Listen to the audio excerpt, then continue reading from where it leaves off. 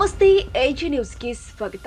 ಬೆಳಗಾವಿ ತಾಲೂಕಿನ ಭೀಮಗಡ ಅರಣ್ಯ ವ್ಯಾಪ್ತಿಯ ದಟ್ಟ ಅರಣ್ಯ ಪ್ರದೇಶದಲ್ಲಿ ಅವಂಗಾವ್ ಗ್ರಾಮದ ಹೃದಯ ಸಂಬಂಧಿ ಕಾಯಿಲೆಗೆ ತುತ್ತಾಗಿ ನರಳುತ್ತಿದ್ದ 32 ವಯಸ್ಸಿನ ಮಹಿಳೆಯೊಬ್ಬರನ್ನ ಗ್ರಾಮದ 10 ರಿಂದ 12 ಜನ ಸೇರಿ ಹೊತ್ತುಕೊಂಡು ಗ್ರಾಮದಿಂದ 10 ಕಿಲೋಮೀಟರ್ ದೂರದ ಮುಖ್ಯ ವಾಹಿನಿವರೆಗೆ ಕರೆತಂದು ಅಲ್ಲಿಂದ ಆಂಬ್ಯುಲೆನ್ಸ್ ಮೂಲಕ ಆಸ್ಪತ್ರೆಗೆ ದಾಖಲಿಸಿದ ಘಟನೆ ಜರುಗಿದೆ. ಖಾನಾಪುರ ತಾಲೂಕು ಅರಣ್ಯ ಮತ್ತು ಖನಿಜ ಸಂಪತ್ತಿನಿಂದ ಸುತ್ತುವರಿದ ಸಮೃದ್ಧ ತಾಲೂಕು ಎಂದು ಕರೆಯಲಾಗಿದೆ.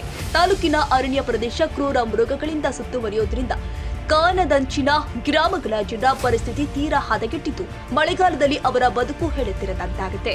ಖಾನಾಪುರ ತಾಲೂಕಿನ ಹಲವು ಗ್ರಾಮಗಳು ಇಂದಿಗೂ ಕೂಡ ವಿವಿಧ ಮೂಲಭೂತ ಸೌಲಭ್ಯಗಳಿಂದ ವಂಚಿತವಾಗಿದೆ.